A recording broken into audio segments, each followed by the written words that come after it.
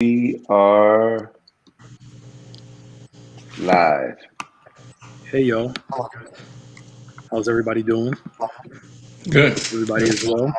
Well, Okay. Hope all is well. Everyone, please do us a favor and share if you can at this time. We welcome you to another business panel. We're so glad that you could join us this evening on Facebook, YouTube.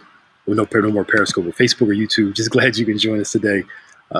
We have such an array of individuals that are on tonight that can talk about business, help you, and all those things like that. So, Deacon Harris, can you wear a pair of headsets, please? Oh, you know what? Let me wait a minute. Yeah. I'm just gonna mute you so you can put it on. Thanks. Yeah. So again, we're so glad everybody can join us this evening. If you're a business owner, you're not a business owner, tune in. Please share this with somebody. We are, of course, going to collect all your questions, go over some great topics, and we hope that God will help us as always as we talk about such an important topic, which is business, which is a lot in Scripture. The most talked about thing in Scripture is salvation, of course. The second one is money and business, how we manage things, our stewardship. All those things are included in the process of succeeding in life, succeeding in your career, and in your business. So again, please share, and of course, let us know where you're tuning in from. Ask your questions. We'll try to get to them as fast as we can. Tonight, we're going over this book called Jesus, CEO, using ancient wisdom for visionary leadership. So we're going to go over this book, and it's going to be good. So we'll introduce everybody, then we'll get started on topic. We'll start from the top up.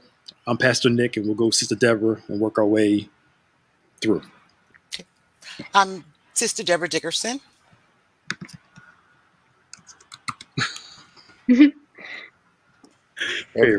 Ever since she got promoted to like the boss of the universe, she just uses her name now, so it's pretty cool.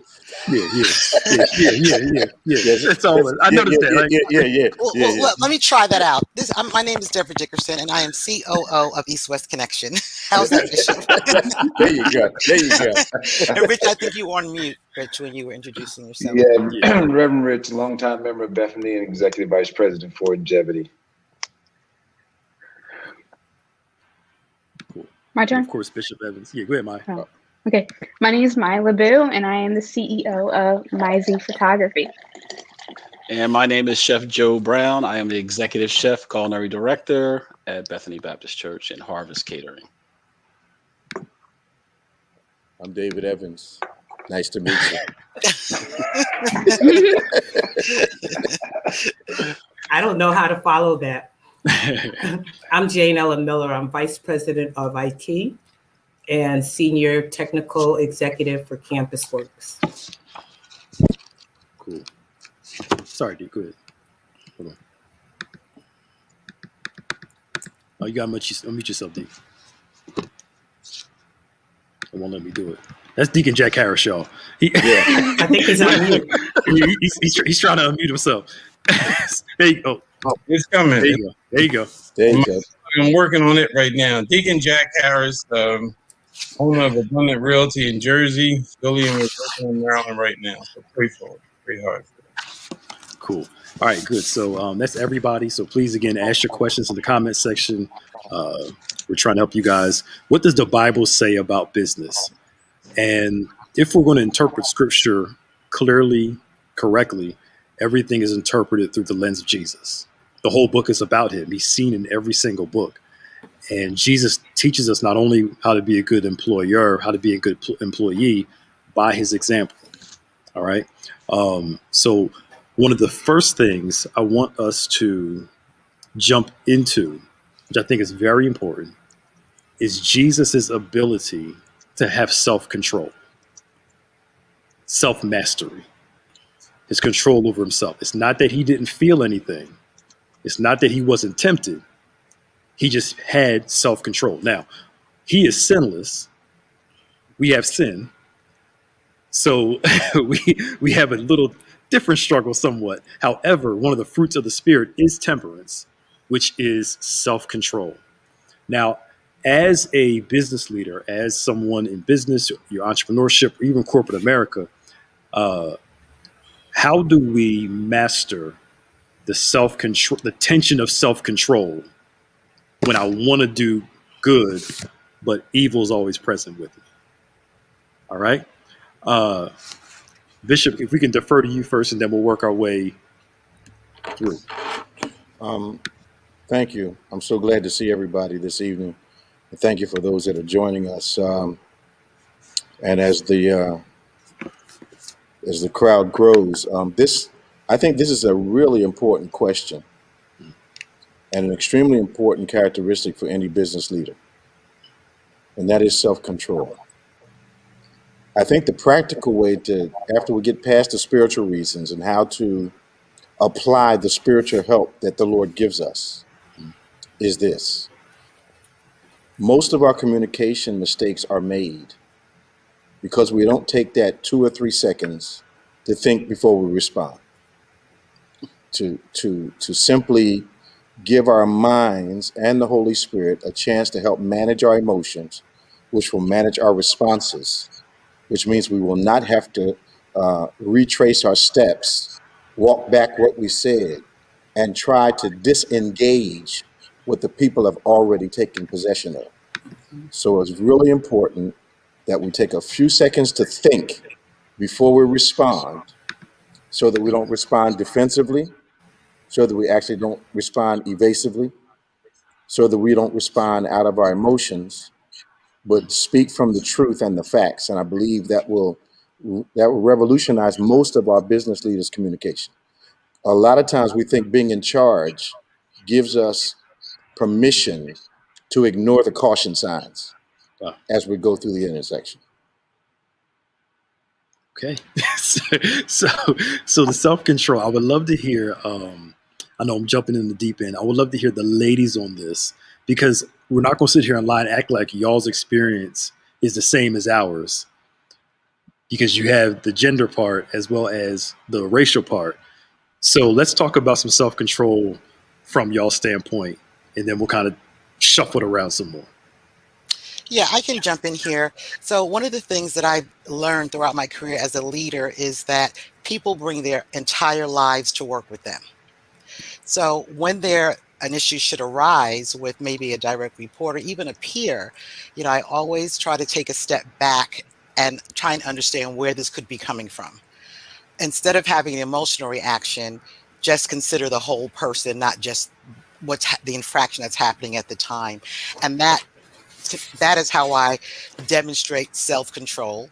I'll take a step back. I might think through it for a little bit before I actually respond to the concern is. And actually, I will say, reading this book, and Bishop took me right back to creating a blessing in the workplace. And there were so many principles that you were teaching us from that series that are so applicable to the things that we learned in this book and the way that I personally carry myself as the leader in the workplace.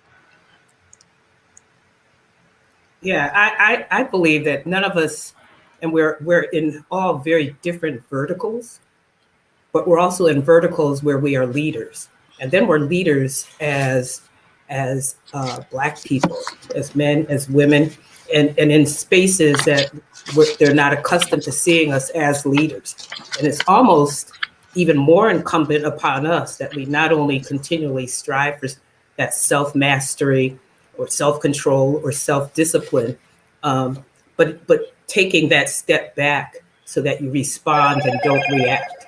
Because I think as a whole, we're very passionate people. And so I know initially my response is not the one that I need to lead with, right? So I will actually force myself, as difficult as it is, to sometimes just be quiet for a moment and think about, is that what I really want to say? Is that really what I want to do? And it's something I think, while Jesus had self-mastery, he had mastery of that skill.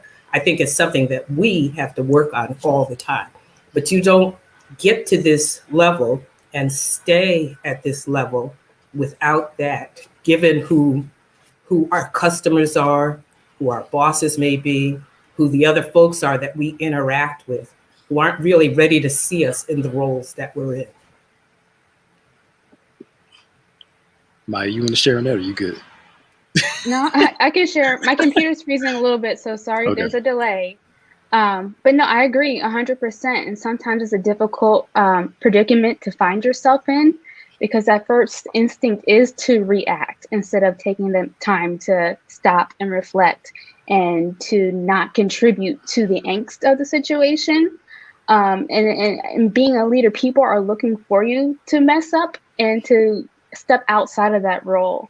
So no, it is really important that you do take the time to slow down, like Sister Dickerson said, to reflect before reacting.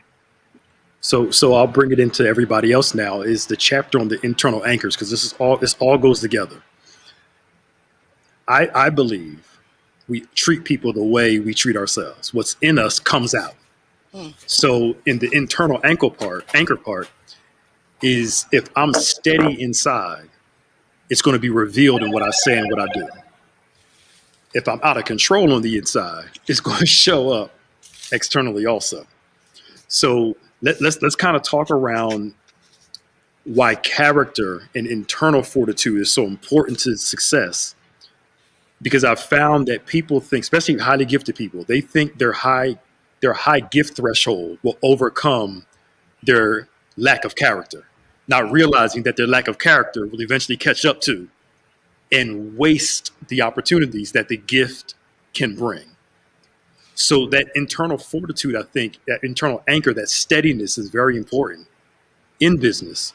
You got to learn, as they say, Jesus taught a steady gospel on a rocky boat, learning how to be calm in rocky situations. So I'll throw that out there. Anybody want to chime in and jump in on that? That'll be a great discussion, because that whole self-mastery and this internal anchor go together. I think, if I can say something, I think one of the most earth-shaking days in the life of a leader is when he or she discovers that their talents and their gifts will not make them successful by themselves. I really, really believe that if you are a leader and you fail at people, you will eventually fail in whatever you want to do. Mm-hmm. Yeah. And that a lot of people think of people like they're chess pieces and not like they're human beings, which means they have no empathy or sympathy for those people. And then some of us leaders, we have amnesia. We forget what it's like to be an employee. And employers that forget what it's like to be an employee, I believe, don't make good bosses. Yeah. Good. Chef, you got to reach yourself, Chef. Good. Can everybody hear me? You good? Yep. It's interesting, Bishop, on what you just said.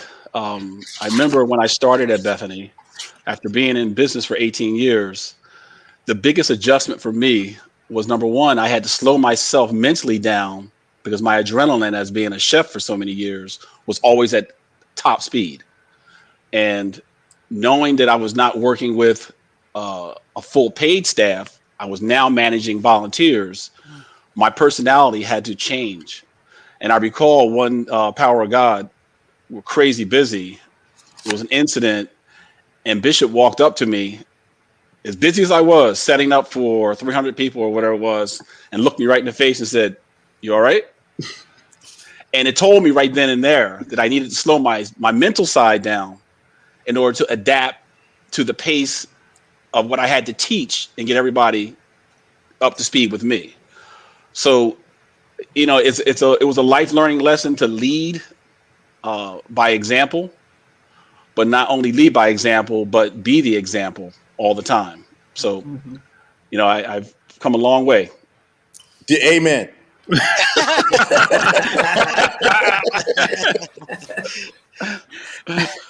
I think that is in line with the fact that I think part of our job is to motivate, to mentor, to coach those that we employ, those that are working for us, those that are looking towards us as leaders.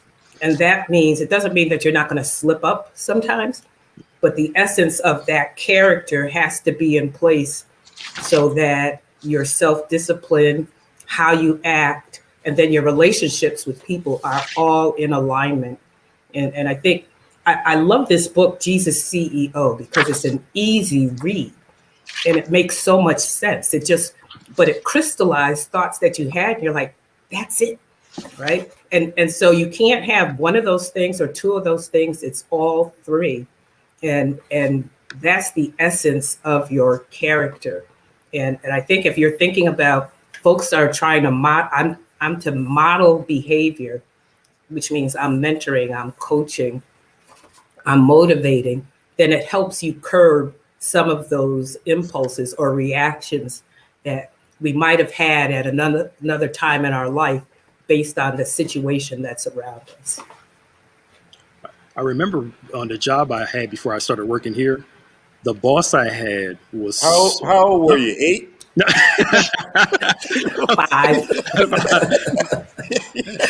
I was still in college. I was in college, yeah. I was about almost 20 years old. You have to think about it. Right. You did. I didn't think about it. I'm like, when did I start here? I can't remember you not working here. Right. That was 2004. Yep. Wow. So I was 22 when I started. So Okay. yeah, that early range, the boss that I had, she was so tense and just when you know the people that walk into a room and you can feel the chaos come in the room when they walk in. That's exactly what it was like. And as a leader, looking back now, I wonder why.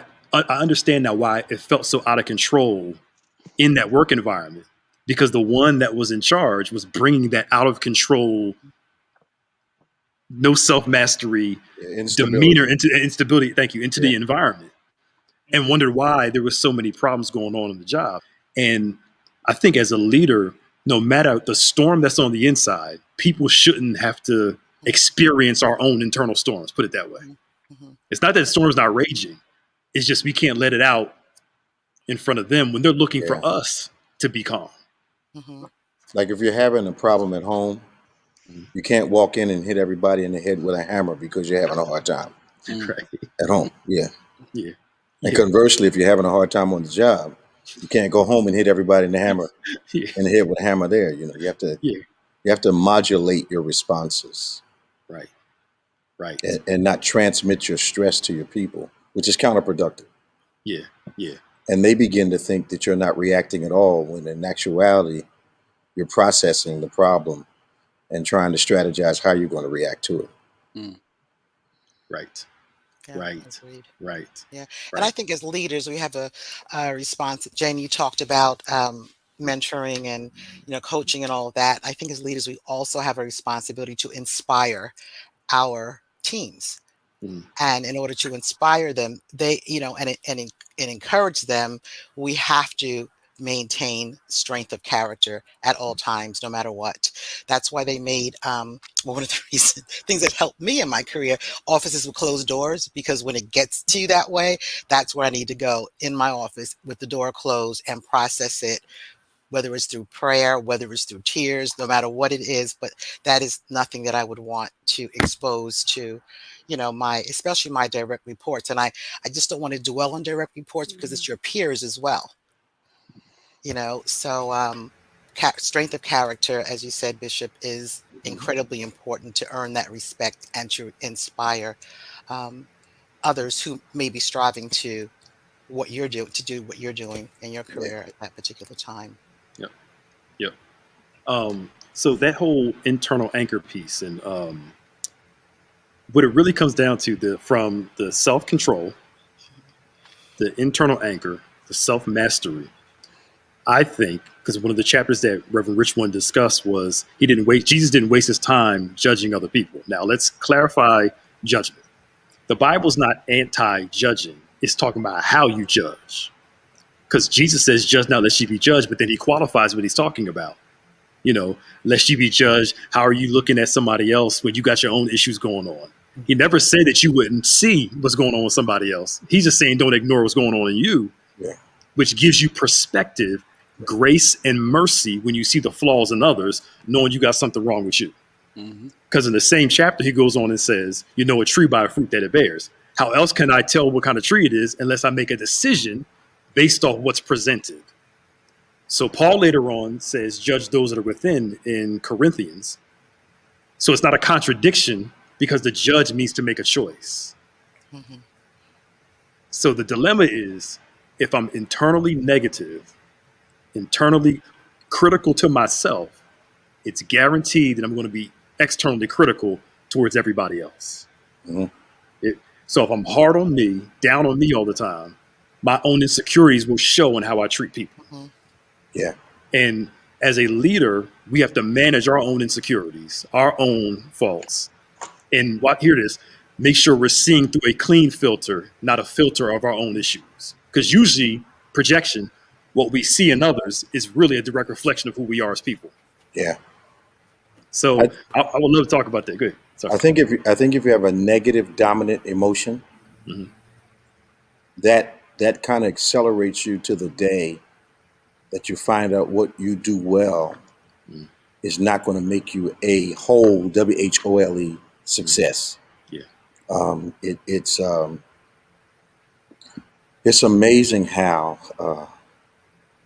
we live in a culture that celebrates our abilities, not necessarily our abilities to manage people to success. We also celebrate ambition Mhm. and not purpose as much as we should. When purpose is inclusive of other people, ambition actually creates casualties as you progress. Yeah.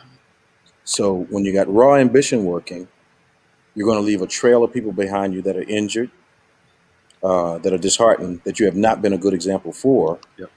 Because we tend, if we are talent or gift driven, we try to give the impression that a whole person is talent or gift driven. Mhm. And one of a leader's responsibilities, I think, is to teach people how to work with other people. Yeah. Mhm. When we fail at that, and sometimes you have whole environments that are tense because the leader, you can't project what you don't possess. Mhm. Yeah.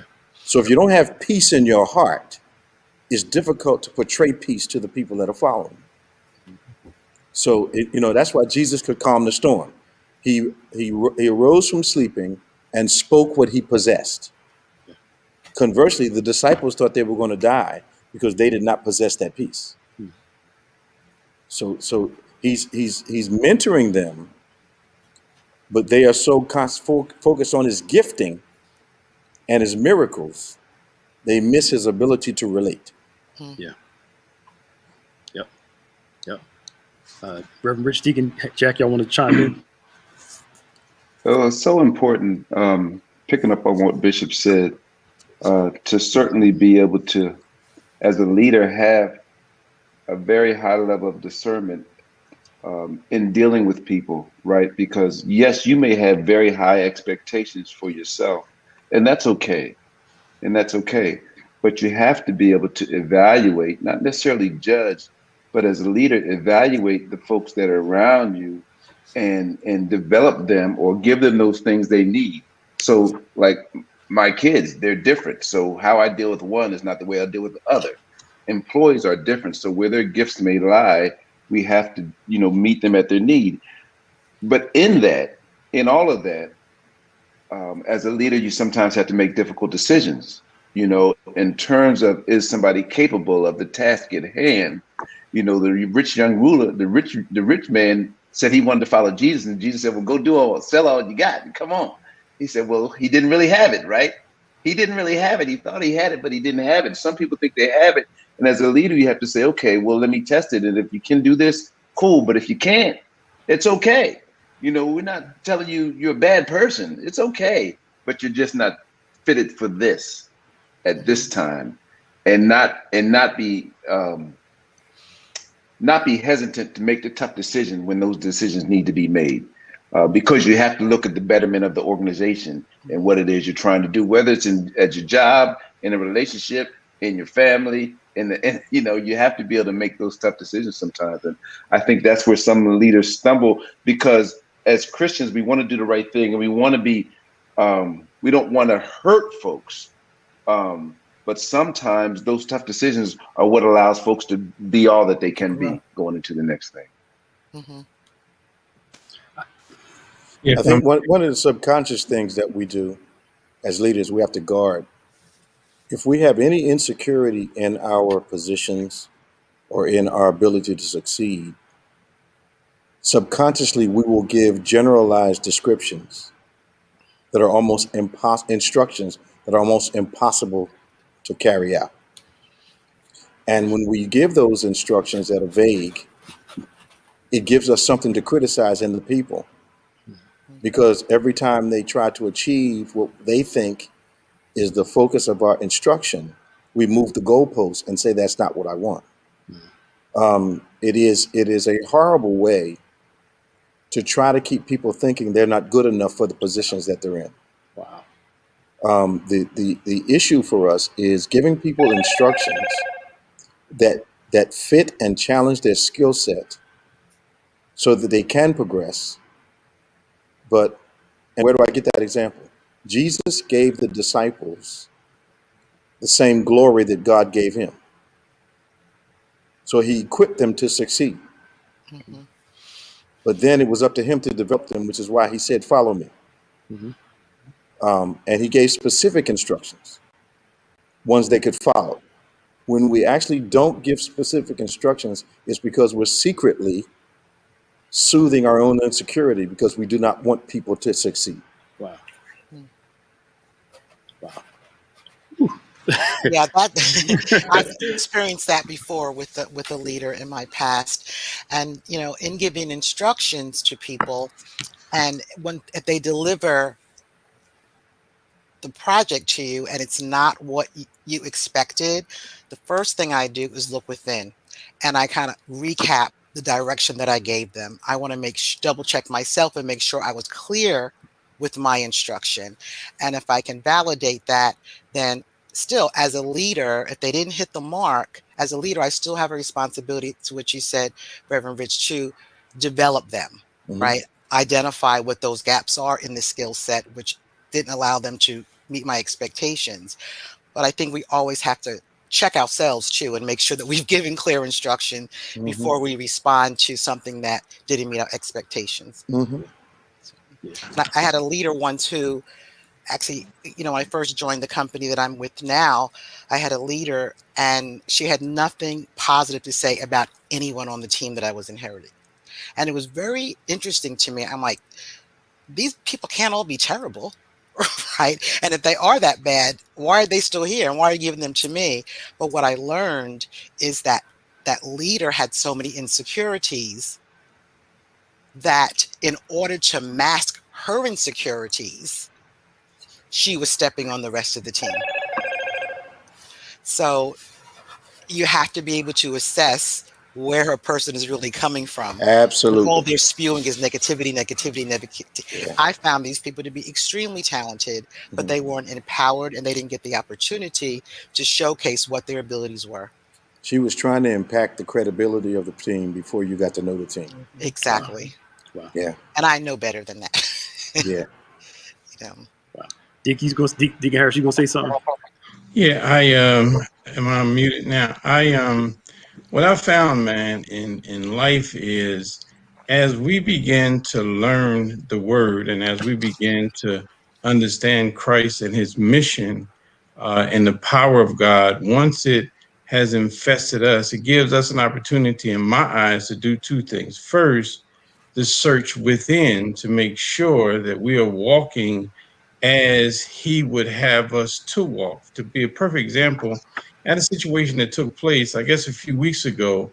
And I'm in the real estate industry, and everything goes on in the real estate industry. And I had done a deal. I had helped some people do some things, and there was a couple curves that took place in the process. So I had to first look within myself and say, what took place wasn't absolutely correct, and I need to say something to them about it. Why? Because it bothered my spirit. And here is what the Lord had spoke. He said, before you go and correct somebody else, make sure what? That you are correct. And in that dialogue within myself, here's what happened. I let it relax and I allowed the situation to play itself out, and it came out in a good mean. So what am I saying? I'm saying that, and all of us have said the same thing. God's word inside of us gives us, and especially me, the opportunity to see out of a different light. I guess it was 15, maybe 20 years ago, Bishop said something in his sermon that has never left me. He said, if your light is darkness, then how dark is your darkness? And every time I look at a situation, my question becomes, am I looking at this from a position of light, his light, the truth, or a position of darkness, the world? It has changed my life. That's why every day, every morning, I don't try to study his word. Why? So that I can begin to relate his word to the life word, which is truth and fact. And those two never come out. Truth is always real. Fact always looks real, but it really is false, as we know. Yeah.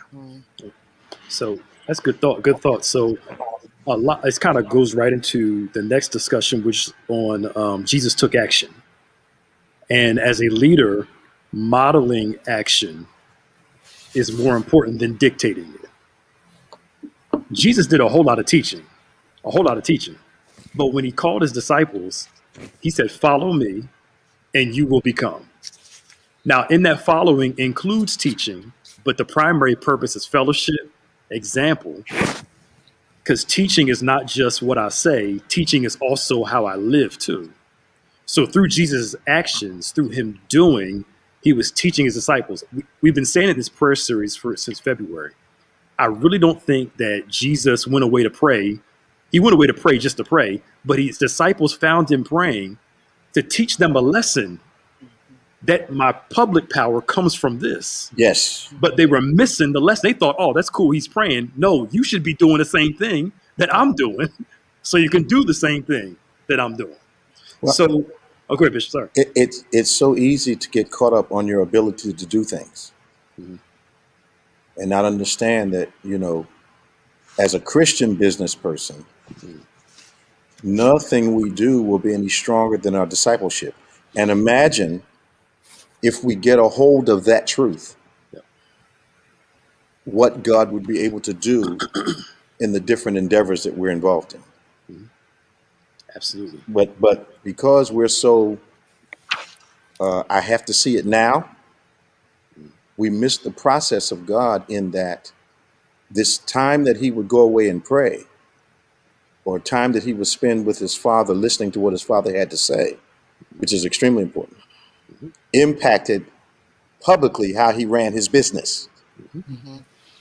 And it's amazing to me, the correlation between prospering in your soul and prospering in your business. It's absolutely amazing to me.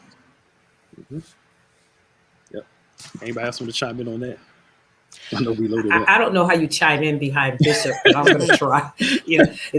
There's something that, again, that grabbed me about this book that actually confirmed that if your strong spiritual values are at the core of who you are, then that is how you're going to lead. And this book showed you that Jesus as CEO was really showing you all the ways that you should communicate, motivate. I keep going back to that. Your teams, whether as an entrepreneur or in the corporate world, but that spiritual grounding, that character, those values, if they're not at the core, then you can't and aren't thinking about doing any of this. You miss that whole part of the golden rule of do unto others, right, as you would have to do unto you.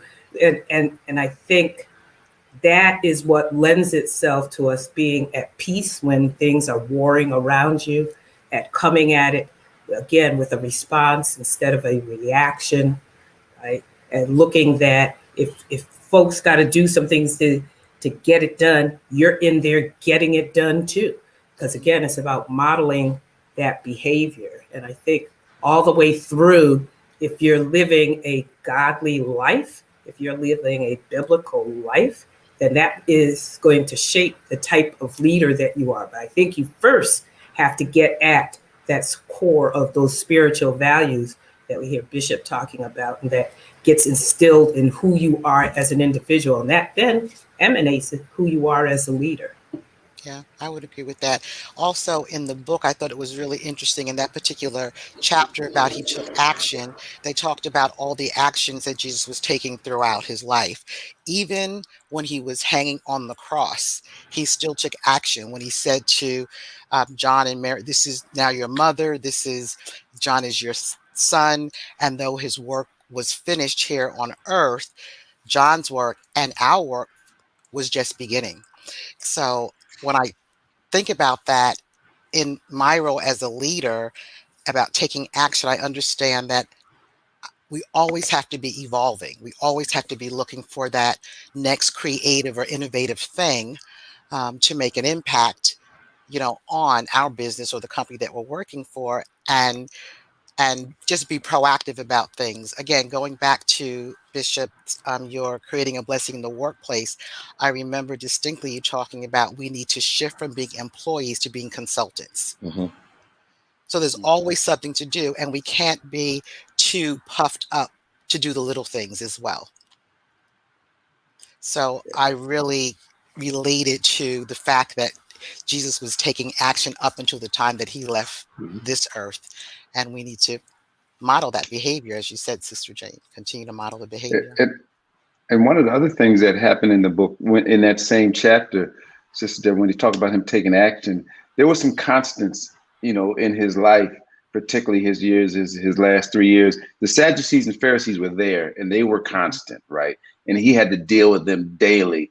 And the way he dealt with them was not strong-armed, right? He would just ask simple questions and deal with it. And in whatever leadership position you're in, you're always going to have those naysayers. It's not so much that everybody should speak highly of you. The Bible says you got to be careful when everybody does speak highly of you. But when he took action against those things that were a constant force. There's some things in your leadership roles that are going to be constant, but the way you deal with them has to be constant also and consistent. And Jesus was a great example of that. And I know, Bishop and Pastor Nick have dealt with those same things, even in ministry, that are constant. They're not constantly good things. They're constantly things that are challenging, what it is in the vision that God has placed in them. But the consistency of how they deal with those things is an example to us all. Can I ask a question? Why do you think that leaders have developed a disdain for participating in part of the training for those people that work for them? Because as I look, I missed that. I'm asking the question, when I look at the example of Jesus, I see him as being an integral part of the disciples' training. What I also see in modern leadership, especially in the church, where top leaders think it's almost beneath them to train the people they depend upon to make their ministry a success. So what do you think in corporate life? I can't remember my CEOs being involved in any, or rarely involved in training the employees that he or she needed to make his company or her company successful. What do you think happened with the disconnect? Because when I had my building maintenance business, my employees spent the first 3 days with them on the job, them watching me, them working with me, and then me watching them. And I didn't turn them loose until they could do those 3 pieces of the training. I didn't turn them loose to do work on their own until they satisfactorily navigated those 3 days with me, or those 3 sessions with me. I'll be willing to be wrong on this. Okay. I think it goes back to the chess pieces versus a human. Okay. They're disposable, and I can always find someone else. Okay. And I think when they were talking about one of the mortgage companies before the crash in 2008, the CEO had his own elevator up to his office, where he came in the back, never interacted with anybody.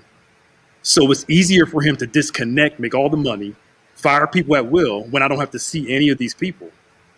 And I wonder if any of that plays a role in it, where the growing disconnect. We're back in the day when a CEO had a plant, he would walk around the people, meet everybody, they would know it, and somewhere this thing happened where The disconnect. the CEO pay went up and the distance came in. I think the disconnect comes from insecurity. I think a lot of either CEOs, managers, leaders, at certain times become insecure when they feel as though somebody can do their job. And I think a lot of them step back and hold back what they really want to give you and teach you, and will wait to see if you're going to work as hard as them.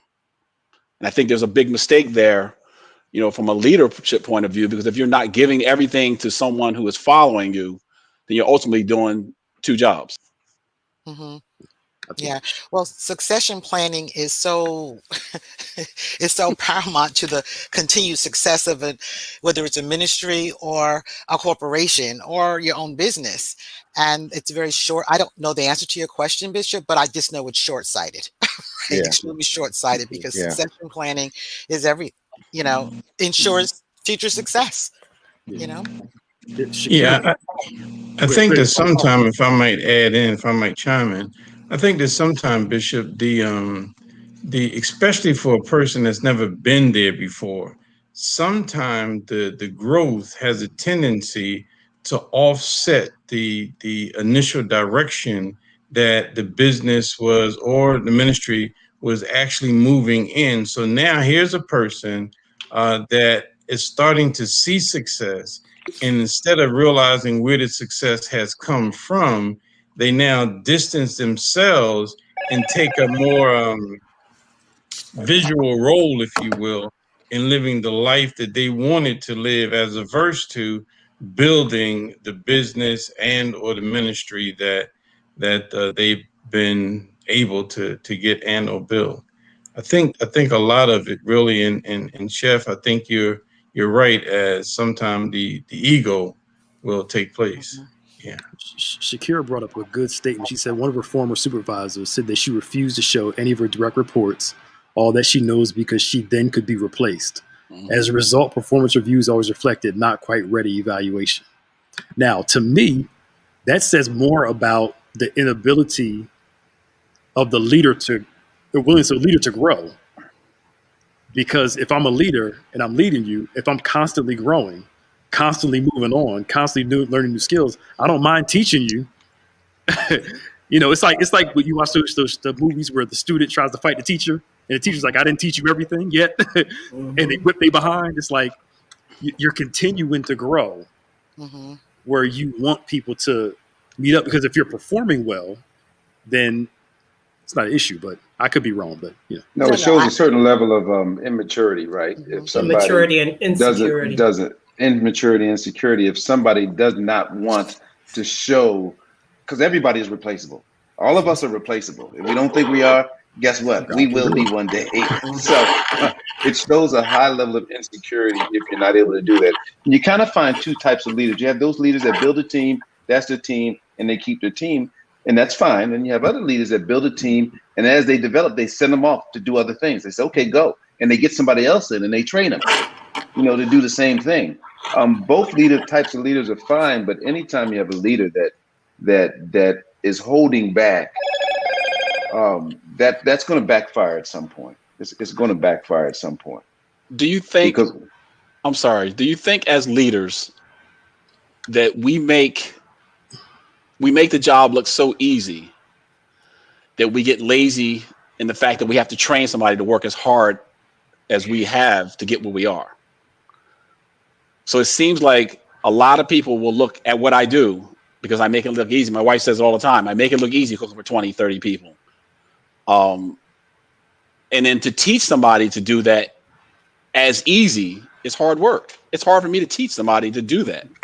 Yeah, I've heard that before. And I think, again, it is the responsibility of the leader to invest. in their employees and to groom them and move them along. And yeah, I just think that's part of being a leader. We have to make that investment. Is it hard? Does it, I have some managers who say, oh, I might as well do it myself versus, teach this other person how to do it. Well, no, you need to invest in that person so that they can get there. But I will agree, it takes time and it's a hard job. I think to add to what everybody's saying, one of the leadership mistakes is that not knowing the difference between trying to develop a person and trying to create one. And many times when we're trying to create one, and hopefully we're trying to duplicate ourselves, we're trying to create an individual that does not have the foundational characteristics that they need to duplicate you. You may have 10 strong characteristics. The person you've chosen may have 5, and we think we can create those 5. But we really have to discern if they have what it takes to develop. And you can spend a lot of years trying to create somebody who doesn't have the chops to do what you want them to do. It's kind of like Abraham taking Lot along on the journey, and it just didn't work. Yeah. It took me a long time to learn that, because in my life as a leader, I thought everybody was my assignment. Okay. Right? and then I learned, how to discern who was and who wasn't. And it lifted such a heavy burden off of my shoulder. Yeah. But that's how I approached it in my early years as a leader. Yeah. What did they say is it's unfair to treat everybody equally? It really is. Yeah, it really is. It is. I try to look at folks because we have all different kinds of abilities. And so I look at those who are willing and able. I look at those who are able and not willing. And then those who are willing and maybe aren't able. And they're all different. But I'm always going to lean towards the folks who are willing. So maybe you're not able in this, but there's another role for you here. Yes. Right? You're willing and able. We're mentoring, coaching, motivating you all day long. But somebody who is able and not willing, and then you try to turn that type of thinking around. And if a person really doesn't want to, then I think it's our job as leaders to help them find that thing where they're going to be happy. And it may not be in the spot that they're, especially if you have the abilities, but don't have the willingness to do the work. And I've had some folks, I have a team of 170 people, and I've had some folks just assume because we're the same ethnicity or the same gender, that I should cut them a break, right? That I should create a position for them. And having them understand that that's not how it works in life, or these are the roles we have. Now I'll help you get ready for this. I'll pay for your training for this, but you're not just going to go do this, right? And I think that's part of having those hard conversations with folks. And that is part of motivating, mentoring, and coaching. And that doesn't mean that folks always are going to hear what they want to hear. But that also is a revelation, Jane, of the heart of the individual who's suggesting that you do that. Yes. They're asking you to take a gamble with something they can't replace. That's right. Yep. And that's your job. Yep. Yeah. I'm learning that more and more. The people that aren't responsible when the consequences come have so much to say about what you should or shouldn't do. Oh yeah. And they're not going to eat the consequences like you. No. They really have nothing to lose on the same level that you do. That's exactly right. Yep. So you have to protect yourself from the very people you're trying to develop.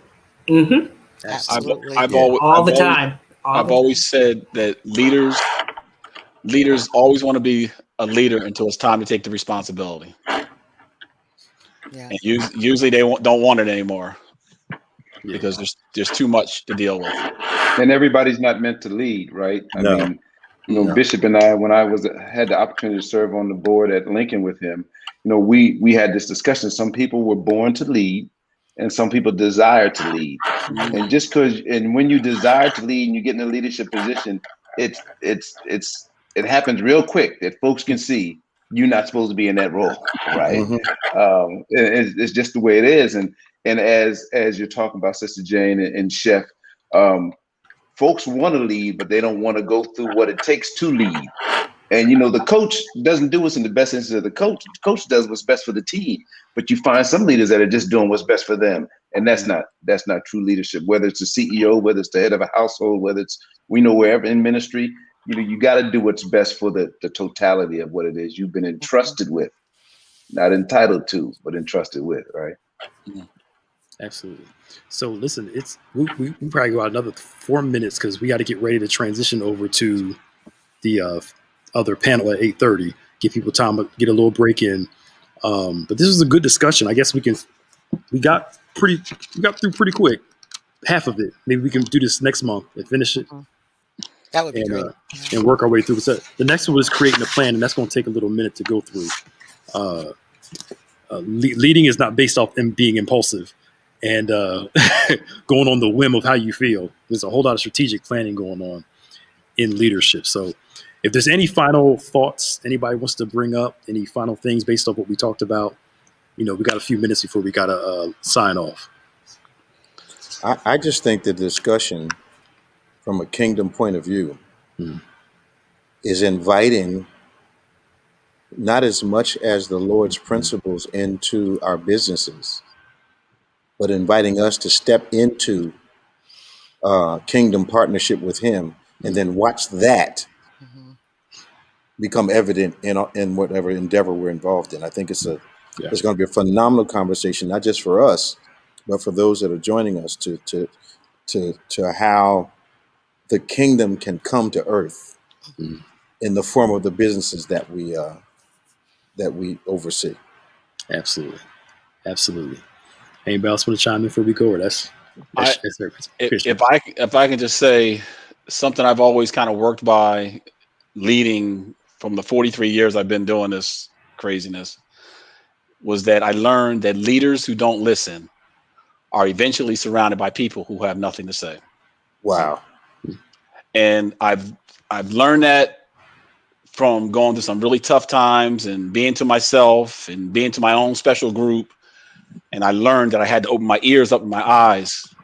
And my wife kind of pushed me through it at a time that was really dark to kind of understand where it was coming from. Yeah. All right. This has been good. So glad you all can join us this evening. We're going to do part 2 next month in July. Please, everybody, take a quick break. If you have eat your dinner real quick. We'll be back at 8:30 with Meet Your Father panel. It's going to be great. And God bless y'all. Thank you for joining us. And please, again, share this if you can. And see y'all later. Bye. Bye, everybody. See everybody.